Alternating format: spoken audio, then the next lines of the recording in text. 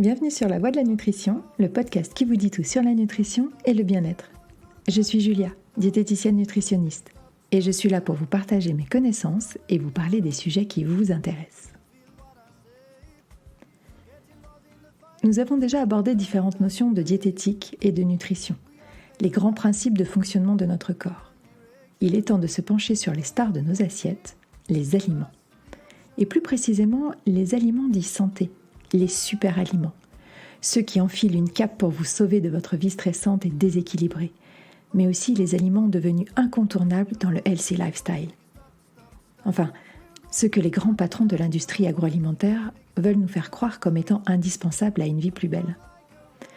Je vous dirai tout ce qu'il y a à savoir pour que vous puissiez les consommer en connaissance de cause, que ce soit d'un point de vue diététique, santé, économique ou éthique. Dans cet épisode, nous allons nous intéresser à la spiruline, cette petite poudre qui nous fait voir la vie en bleu.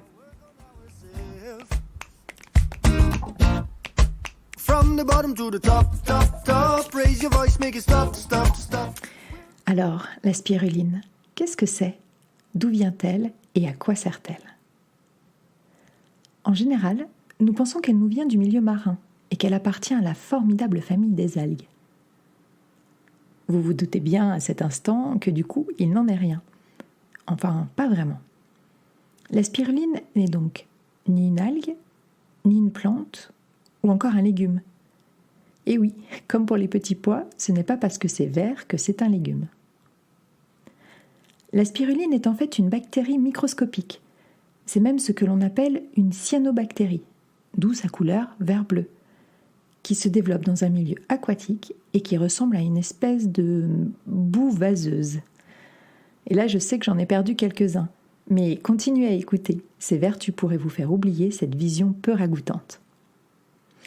Cette boue verdâtre, donc, pour être consommée, sera en général séchée et broyée. On peut la retrouver sous forme de poudre, de paillettes, de gélules ou de comprimés. Comme tout nouveau super-aliment moderne, elle est en fait connue et utilisée depuis des siècles dans d'autres cultures que la nôtre. Et elle nous vient tout droit des Aztèques, qui la consommaient sous forme de galettes et de fromage vers le XIIe siècle.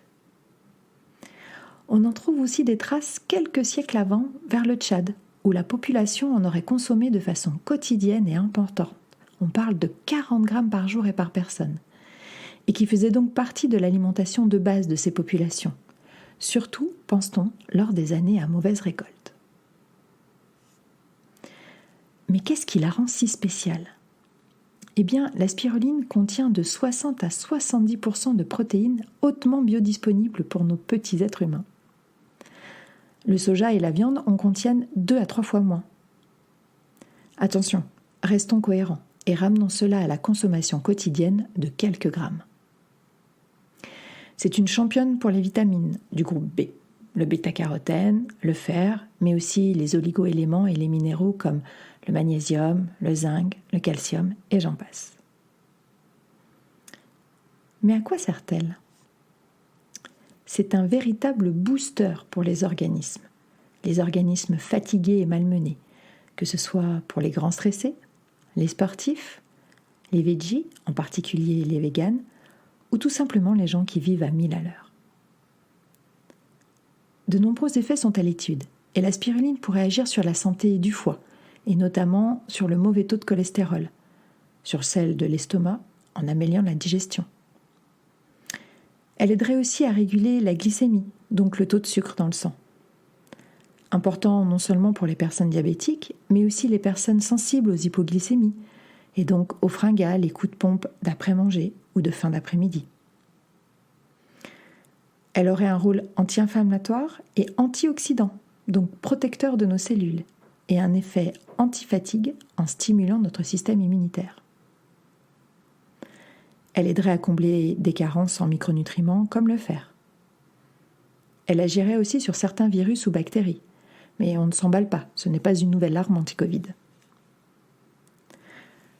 De par ses fortes concentrations nutritionnelles, avec 11 vitamines, 18 acides aminés dont 8 essentiels, 11 minéraux et oligo-éléments, sans oublier un acide gras essentiel et 3 antioxydants, On l'étudie aussi pour faire face aux problèmes de malnutrition. Si la vie à la maison est un peu tendue et que certains ont peur de se faire empoisonner lentement mais sûrement à l'ancienne avec de l'arsenic, sachez que la spiruline est un excellent traitement antipoison couplé au zinc. Notre spiruline a encore un truc en plus qui la rend spéciale. Elle est étudiée par la NASA comme étant une source nutritionnelle pour les astronautes, mais aussi comme une source de production d'oxygène. Issue au départ des lacs volcaniques, et bien que se développant naturellement plus favorablement dans les eaux peu profondes et avoisinant les 30 degrés, comme au Mexique, en Inde ou en Asie, des exploitations avec des cultures sous serre se développent aux États-Unis et en France depuis quelques années. Il y a, comme dans tout business, différentes qualités, différentes valeurs. Et vous retrouverez sur le marché aussi bien de la spiruline que l'on appelle paysanne que de la spiruline cultivée de façon plus industrielle. Là encore, avantages et désavantages se côtoient, car dans un environnement plus naturel, le risque de contamination des eaux, par exemple en métaux lourds, est potentiellement plus élevé. Quoi qu'il arrive, vérifiez toujours l'origine et assurez-vous de sa qualité, bio de préférence, et vérifiez surtout que le séchage soit réalisé à froid, sinon adieu à tous les bienfaits nutritionnels. Par principe de précaution et n'ayant pas assez de recul, il sera fortement déconseillé aux femmes enceintes et allaitantes de la consommer, ainsi que pour les personnes souffrant de calculs rénaux ou de gouttes avec un taux sanguin élevé d'acide urique. Les effets secondaires possibles à dose normale sont une accélération du transit, une coloration des selles en noir ou vert foncé, des nausées, des maux de tête, parfois un peu de fièvre, sans compter les réactions allergiques inhérentes à chacun. Il est donc conseillé d'en augmenter la consommation progressivement sur plusieurs jours, voire semaines, et de ne pas commencer la supplémentation avant une épreuve sportive, des vacances, un voyage de noces ou un premier week-end en amoureux. La dose de base est de 1 gramme la première semaine, puis 2, puis jusqu'à 3 grammes par jour. Les sportifs de haut niveau, les sportifs professionnels, peuvent tripler cette dose à terme selon leurs besoins et ressentis. On la consommera avant les repas, 10 à 30 minutes, avec un grand verre d'eau, et en fonction des effets, répartis sur 1 à 3 prises quotidiennes. Et bien sûr, on ne la fait pas chauffer. En attendant que notre cyanobactérie aille teinter la planète Mars de son bleu profond, je vous dis à jeudi prochain. Prenez soin de vous. Raise your voice, make it stop, stop, stop. It's gonna be alright. Feel what I say. Get involved in the fight. Learn how to play. We have faith in our dreams and direction. You know we're going upstream and cross the ocean.